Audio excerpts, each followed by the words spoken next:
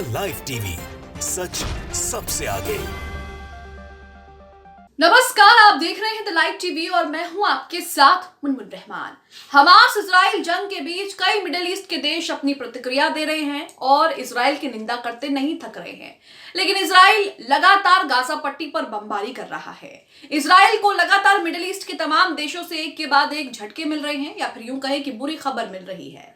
लेकिन इसी बीच Vladimir Putin, रूस के राष्ट्रपति व्लादिमीर पुतिन ने भी इजराइल को एक बड़ा झटका दिया है। व्लादिमीर पुतिन ने गाजा के लिए एक ऐलान किया है और ये इस ऐलान को चौंकाने वाला ऐलान कहा जा रहा है। क्यों कहा जा रहा है आपको बताते हैं। आप सभी जानते हैं कि कुछ दिन पहले ही इजराइल के प्रधानमंत्री बेंजामिन नेतन्याहू ने रूस के राष्ट्रपति व्लादिमीर पुतिन से फोन पर बात की थी। ये बातचीत तकरीबन 50 मिनट तक चली और इस 50 मिनट की बातचीत में इजराइल के प्रधानमंत्री बेंजामिन नेतन्याहू ने रूस के राष्ट्रपति व्लादिमीर पुतिन से मदद मांगी और साफ कहा कि आप हमास के खिलाफ आकर हमारे साथ खड़े हो जाओ और इजराइल का समर्थन करो, हमास को खत्म करने में हमारा साथ दो। लेकिन अब यहां पर रूस के राष्ट्रपति ने, व्लादिमीर पुतिन ने गाजा को लेकर एक ऐलान कर दिया है, जिसे बेहद अहम माना जा रहा है और इजराइल के लिए एक बड़ा झटका माना जा रहा है, क्योंकि इजराइल वहां पर मदद की गुहार लगाने के लिए गया था। लेकिन देखिए, यहां पर रूस ने अपना रुख एक बार फिर से साफ कर दिया है। आपको बता दें कि रूस के राष्ट्रपति व्लादिमीर पुतिन जब से हमास इजराइल जंग शुरू हुआ है तब से इजराइल की निंदा करते नहीं थक रहे हैं और वो लगातार कह रहे हैं कि गाजा में जिस भी चीज की जरूरत होगी हम उसे पहुंचाएंगे और पूरी मदद करेंगे। साफ शब्दों में समझा जाए तो रूस फिलिस्तीन का समर्थन कर रहा है और वहीं इजराइल उससे अपने लिए समर्थन मांग रहा है। अब व्लादिमीर पुतिन कह रहे हैं कि रूस ज्यादा से ज्यादा चिकित्सा उपचार की चीजें, दवाइयां और राहत सामग्री गाजा पहुंचाने का काम करेगा। अब इस ऐलान को कहा जा रहा है कि रूस के राष्ट्रपति व्लादिमीर पुतिन ने इजराइल को साफ आईना दिखा दिया है कि वो किसका समर्थन कर रहे हैं या फिर किसके साथ खड़े हैं। आप अपनी स्क्रीन पर ट्वीट देख रहे हैं आरटी उर्दू का। आरटी उर्दू ने यहां पर जानकारी दी है और शेयर किया है। लिखा है कि रूस के राष्ट्रपति व्लादिमीर पुतिन ने कहा है कि रूस गाजा पट्टी में चिकित्सा उपकरणों और दवाइयों की डिलीवरी में तेजी लाएगा। आपको बता दें कि गाजा में 17 से 18 हजार लोगों की मौत हो चुकी है। ये आंकड़े ज्यादा भी हो सकते हैं।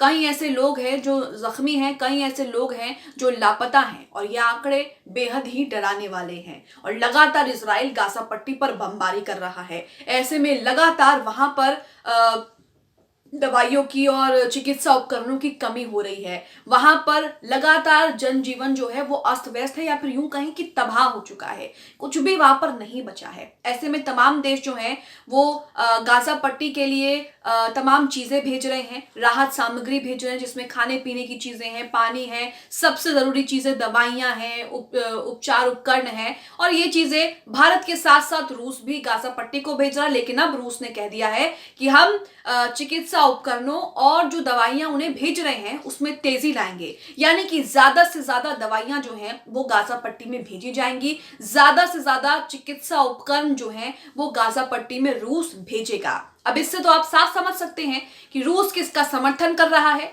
और इजराइल जो रूस से मदद मांग रहा था उसके मुंह पर रूस ने एक करारा तमाचा मारा है। साथ ही यहां पर जब दोनों की बातचीत की खबर आई थी तो यह भी कहा गया कि रूस के राष्ट्रपति ने इजराइल को साफ चेतावनी दे दी और साफ कह दिया कि गाजा पट्टी में बमबारी रोक दो, नहीं तो इसके गंभीर परिणाम तुमको भुगतने पड़ेंगे। साफ चेतावनी जो है वो रूस ने इजराइल को दी थी। कहा जा रहा है कि दोनों के बीच 50 मिनट की फोन पर लंबी बातचीत हुई, जिसमें इजराइल ने जो कुछ हमास इजराइल जंग में हो रहा है उसकी जानकारी दी और साथ ही ये भी कहा कि हमास के खिलाफ हमारे साथ आकर के खड़े हो जाओ मजबूती से, और ये भी कहा कि हमारा समर्थन करो। लेकिन रूस के राष्ट्रपति ने वहां से साफ कह दिया कि गाजा पर बमबारी रोक दो, नहीं तो इसके गंभीर परिणाम जो हैं वो भुगतने पड़ेंगे। और यहाँ आप साफ देख सकते हैं कि रूस के राष्ट्रपति ने जो ऐलान किया है गाजा पट्टी में चिकित्सा उपकरण और दवाइयों को भेजने में जो तेजी लाने की बात कही है, उससे साफ पता लगता है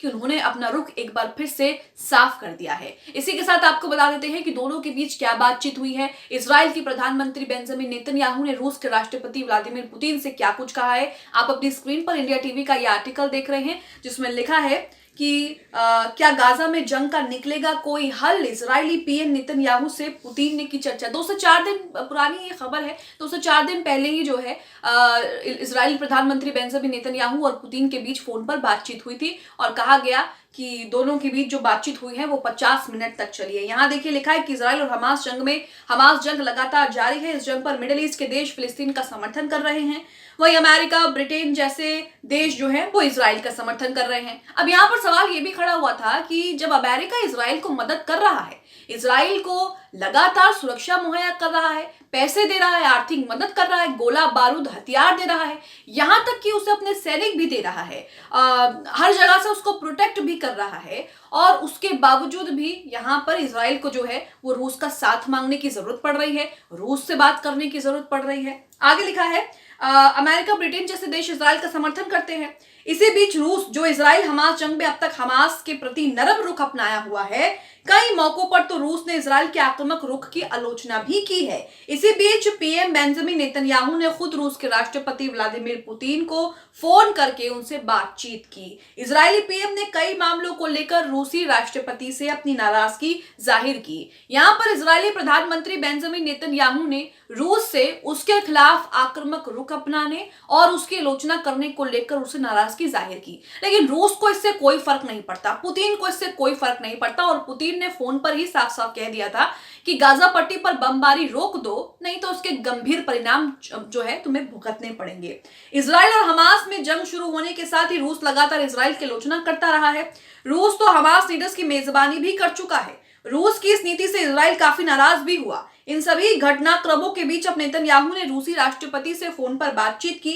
नेतन्याहू ने पुतिन के साथ करीब 50 मिनट तक बातचीत की, जिसमें उन्होंने बताया कि गाजा में क्या हालात हैं। नेतन्याहू ने गाजा से लेकर ईरान तक सभी पहलुओं पर पुतिन के साथ 50 मिनट तक बातचीत में अपना रुख अपनाया। आपको बता दें कि रूस में हमास के नेता जो हैं वो रूस के नेताओं से मुलाकात भी कर चुके हैं, रूस में उनकी मीटिंग भी हो चुकी है, जिससे इजराइल जो है लगातार इस बात की निंदा कर रहा था कि ऐसा नहीं होना चाहिए, रूस को हमास नेताओं से नहीं मिलना चाहिए। तो यहाँ तो आप साफ देख रहे हैं कि रूस फिलिस्तीनियों का समर्थन साफ साफ कर रहा है, और रूस ने अपना रुख बहुत पहले से साफ कर रखा है, और अब जो घोषणा पुतिन ने की है उससे और भी ज्यादा जो है उनका जो स्टैंड है वो और भी ज्यादा साफ हो गया है। आपको बता दें कि फोन पर चर्चा के दौरान जो है वो नेतन्याहू ने नाराजगी जताते हुए संयुक्त राष्ट्र और दूसरे मंचों पर रूसी प्रतिनिधि लगातार इजराइल के खिलाफ बयानबाजी कर रहे हैं। रुख के इस रुख पर इजराइल ने असंतोष जारी किया था। तो लगातार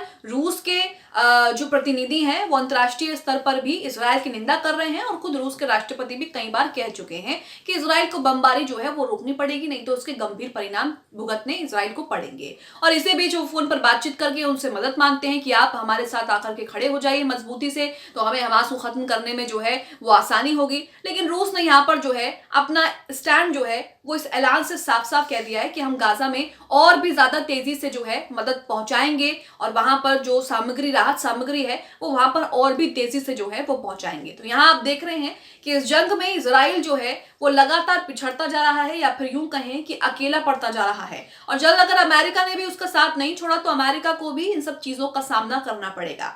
आप इस खबर को लेकर क्या सोचते हैं? रूस के राष्ट्रपति व्लादिमीर पुतिन ने जिस तरह से नेतन्याहू को एक बड़ा झटका दिया है, और साथ ही गाजा के लिए जो ऐलान किया है जिसमें उन्होंने कहा है कि अब हम और भी ज्यादा तेजी से जो राहत सामग्री है, जो चिकित्सा उपकरण है और जो दवाइयां हैं वो और भी ज्यादा तेजी से गाजा पट्टी में पहुंचाएंगे। आप रूस के राष्ट्रपति के इस ऐलान को लेकर क्या सोचते हैं, क्या समझते हैं? कमेंट बॉक्स में हमें जरूर बताएं।